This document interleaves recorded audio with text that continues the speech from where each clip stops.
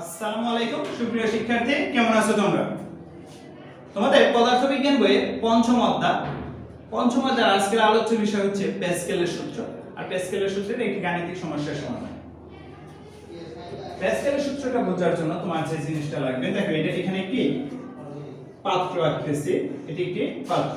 এই পাত্রের দুইটি মুখ, এটি একটি মুখ আর এটি হচ্ছে আরেকটি মুখ। দেখো এই প্রান্ত মুখের চেয়ে এটা কি বড়। দুইটা এই পাত্রের ভিতরে আমরা তরল পদার্থ নিচ্ছি। এটা তরল পদার্থ হতে পারে, বায়বীয় পদার্থ নিতে পারি, তো বায়ু নিতে পারি বা তরল পদার্থ যে কোনো একটি নিতে পারি। তো দেখো এই দুইটা মুখেরই প্রান্ত কি আছে, মুক্ত অবস্থায় আছে। দুইটা মুখে কি আছে, খোলা অবস্থায় আছে। এখন আমরা এই দুইটা মুখকে একটি পিস্টন দ্বারা বদ্ধ করে দিলাম। এটা হচ্ছে এই মুখটা বদ্ধ করে দিলাম একটি পিস্টন দ্বারা, এই মুখটাকে একটি পিস্টন দ্বারা বন্ধ করে দেওয়া হলো। তখন এই পাত্রটাকে আবদ্ধ হয়ে গেছে। এই পাত্রটা তখন কি আবদ্ধ হয়ে গেছে। তো এই আবদ্ধ পাত্রে এই প্রথম পিস্টনটা, ধরো এটা হচ্ছে আমাদের কি C1 পিস্টন, এটা হচ্ছে আমাদের কি C2 পিস্টন। এই C1 পিস্টনের উপরে আমরা যদি বল প্রয়োগ করি, তো এই মার্কারটি পিস্টনটার উপরে যদি আমরা বল প্রয়োগ করি, তো এই বলটা হচ্ছে কি আমাদের F1। আমরা ধরে নিচ্ছি যে এই পিস্টনের উপর 200 নিউটন বল প্রয়োগ করলাম। এই পিস্টনটার ক্ষেত্রফল আমরা জানি, কি জানি, এইটুকু হচ্ছে তার কি ক্ষেত্রফল। ক্ষেত্রফলকে কি দ্বারা প্রকাশ করা হয়, a দ্বারা, এরিয়া। ক্ষেত্রফলটা যদি 1 বর্গ মিটার হয়, তাহলে আমি যদি বলি যে এই পিস্টনটা কত চাপ অনুভব করবে, তোমরা চাপের একটি সূত্র শিখেছো, চাপ P কি লেখা যায়, বল বাই ক্ষেত্রফল। যেহেতু এখানে আমাদের f এর জায়গায় এখানে কি দেওয়া আছে, f1, এর জায়গায় ধরে নিয়েছি আমরা কি a1। এখানে আমরা সূত্রে লিখলাম কি p1 সমান কত, f1 বাই a1। f1 এর মান দেওয়া আছে কত, 200 নিউটন, a1 এর মান দেওয়া আছে কত, 1 বর্গ মিটার। তো ক্যালকুলেশন করলে কত, 200। চাপের একক তোমরা কি জানো, প্যাসকেল।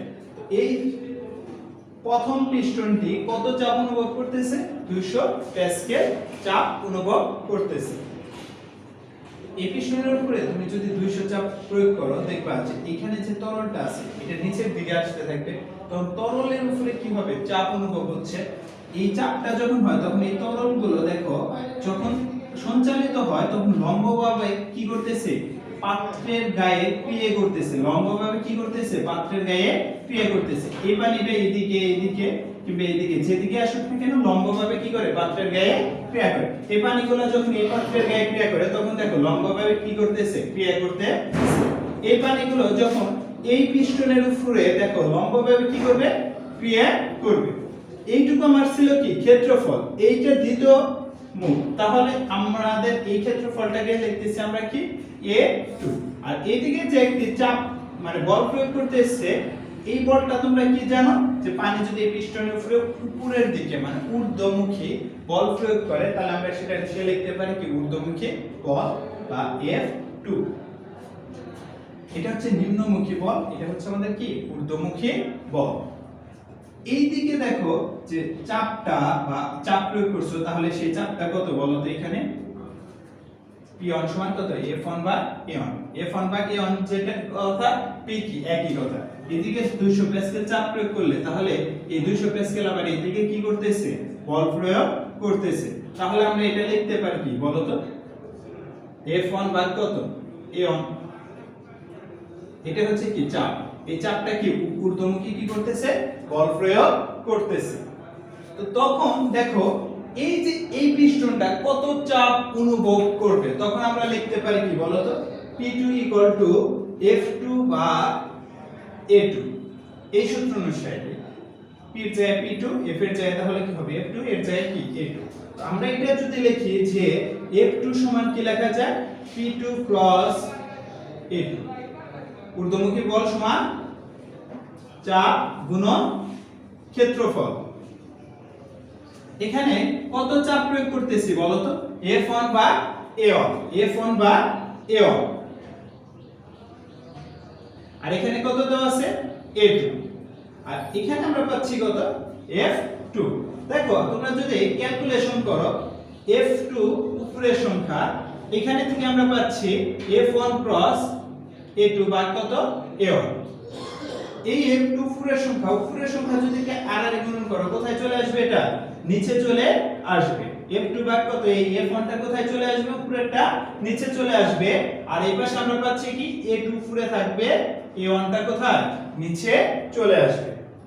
তো দেখো আমরা এখানে কি পাচ্ছি? F2 ভাগ F1 সমান A2 ভাগ A1। এটি হচ্ছে প্যাসকেলের সূত্র। এটি হচ্ছে প্যাসকেলের সূত্র। তাহলে প্যাসকেলের সূত্র ভাষায় কিভাবে লিখতে পারি বা বলতে পারি দেখো। এই পাত্রটা কি ছিল? আবদ্ধ। পিস্টন দ্বারা কি ছিল? আবদ্ধ। আবদ্ধ পাত্রে তরল বা বায়বীয় পদার্থের কোন অংশের উপরে, ধরো এই অংশের উপরে, কোন অংশের উপরে বাইরে থেকে চাপ প্রয়োগ করলে সেই চাপ কিছুমাত্র না কমে তরল বা বায়বীয় পদার্থের সব দিকে সমানভাবে সঞ্চালিত হয়। নিচের দিকে আসলে সমানভাবে সঞ্চালিত হইছে, ডানে বামে যে দিকে যাক না কেন সমানভাবে সঞ্চালিত হয়। এবং তরল বা বায়বীয় পদার্থের পাত্রের গায়ে লম্বভাবে কি করতেছে? ক্রিয়া করতেছে। এগুলা হচ্ছে কি পাত্রের গায়ে, এগুলো পাত্রের গায়ে লম্বভাবে কি করে? ক্রিয়া করে। তাহলে সূত্রটি আরেকবার শুনে নাও। আবদ্ধ পাত্রে তরল বা বায়বীয় পদার্থের কোন অংশের উপর বাইরে থেকে বল প্রয়োগ করলে বা চাপ প্রয়োগ করলে, বাইরে থেকে চাপ প্রয়োগ করলে সেই চাপ কিছুমাত্র না কমে, সেই চাপ কিছুমাত্র না কমে তরল বা বায়বীয় পদার্থের সব দিকে সমানভাবে সঞ্চালিত হয় এবং তরল বা বায়বীয় পদার্থের সংলগ্ন পাত্রের গায়ে লম্বভাবে ক্রিয়া করে। আশা করি সবাই বুঝতে পেরেছো। এখন প্যাসকেলের সূত্রটি কি পাচ্ছ তুমি? F2 ভাগ F1 সমান A2 ভাগ কত? A1। এখানে সব সময় লক্ষ্য রাখবা F2 উপরে আছে তাহলে A2 কি উপরে থাকবে, আর যদি F2 নিচে থাকতো A2 টা কোথায়? নিচে অবস্থান করত। এই সূত্র থেকে আমরা এই অঙ্কটা সমাধান করতে পারব।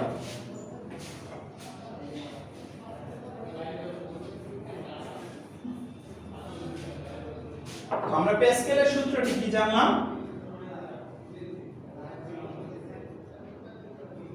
F2 ভাগ F1 সমান A2 ভাগ A1। এই অঙ্ক করার জন্য আমাদের দেখো F বা A এর প্রয়োজন হবে। এখানে কি দেওয়া আছে? একটি হাইড্রোলিক প্রেসের বড় পিস্টন। তাহলে আমরা লিখতে পারি এখানে বড় পিস্টন ও ছোট পিস্টনের ব্যাসের অনুপাত 3:1। বড় পিস্টন ও ছোট পিস্টনের ব্যাসের অনুপাত কি লেখা যায় বলো তো? 3:1। বড় পিস্টন কি লেখা আছে আগে? তাহলে বড় পিস্টনের যে অনুপাত, তোমরা একটা জিনিস লক্ষ্য করো, এটা যদি একটা গোলক হয়, এই গোলকের এইটুকু হচ্ছে কি তার ব্যাসার্ধ, এইটুকু কি তার ব্যাসার্ধ। এইখানে ব্যাসার্ধ আমার কয়টা আছে বলো তো? দুইটা। এই r যোগ r যোগ করলে কত হবে? 2r। আমরা জানি এই গোলকের এই অংশটুকু কি ব্যাস, তাহলে 2r সমান কি লেখা যায় এখানে বলো তো? d লেখা যায় না? এই r প্লাস r সমান কি লেখা যায়? d। 2r সমান কত লেখা যায়? d। তাহলে লিখতে পারি r ইকুয়াল টু কত? d/2, d/2। এখন দেখো বড় পিস্টনে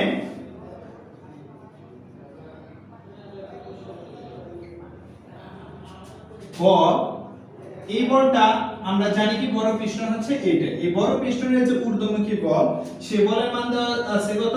1800 নিউটন। এই 1800 নিউটন বল পেতে কত বল প্রয়োগ করতে হবে?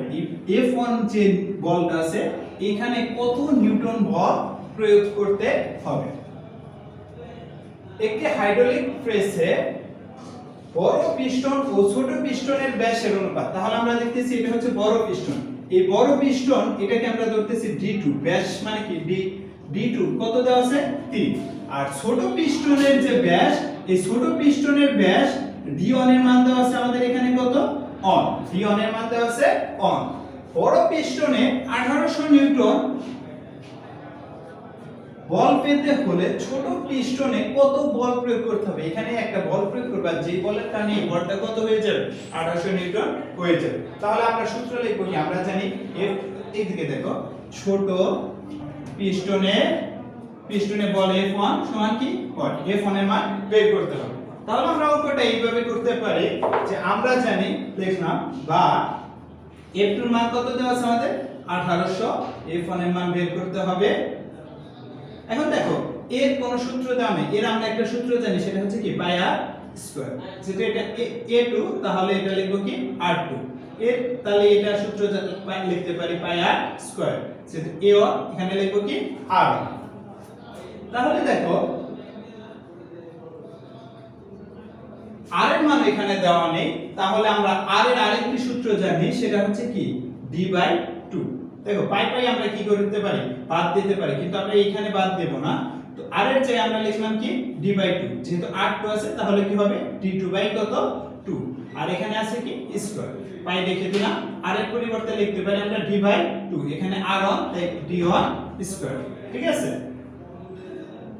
তাহলে এখন দেখো এই পাই পাই কি কাটা, এই d2 এর উপরে স্কয়ার আছে তাহলে d2 স্কয়ার ভাগ কত লেখা যায় 4, আর এখানে দেখো d1 স্কয়ার ভাগ কত 2 দুগুণা 4, এখানে আমাদের অবশিষ্ট ছিল 1800 ভাগ f1, ঠিক আছে। এইটুকু লেখার পরে আমরা যে জিনিসটা এখানে দেখতেছি যে d2 স্কয়ার ভাগ কত 4, এই দাগের নিচের অংশটুকু যখন নিব তখন এই যে অংশের উপরেরটা কোথায় চলে আসবে নিচে, আর নিচেরটা কোথায় উপরে, 4 4 কাটলে কেটে দিলাম। এখন দেখো d2 এর মান আমরা এখানে বসিয়ে দিতে পারি, d2 এর মান আমরা কত জানি, আমরা এই পুরো লাইনটা এখানে নিই, এখানে আরেকটু উপর থেকে লিখি যে একটু মুছে রাখি, বা 1800 ভাগ f1 সমান d2 এর মান আমরা কত পেয়েছি 3 স্কয়ার, d1 এর মান জানি 1 স্কয়ার, বা 1800 f1 সমান 9 ভাগ কত আসে 1, 9 এর সাথে f1 এখানে কি হবে আর আর গুণন হবে, 9 f1 সমান কত আসে 1800। তো আমরা লিখতে পারি বা f1 সমান 1800 ভাগ 9 কাটাকাটি করলে কত হয় 200। তো f1 এর মান আমরা কত পাচ্ছি এখানে 200 নিউটন।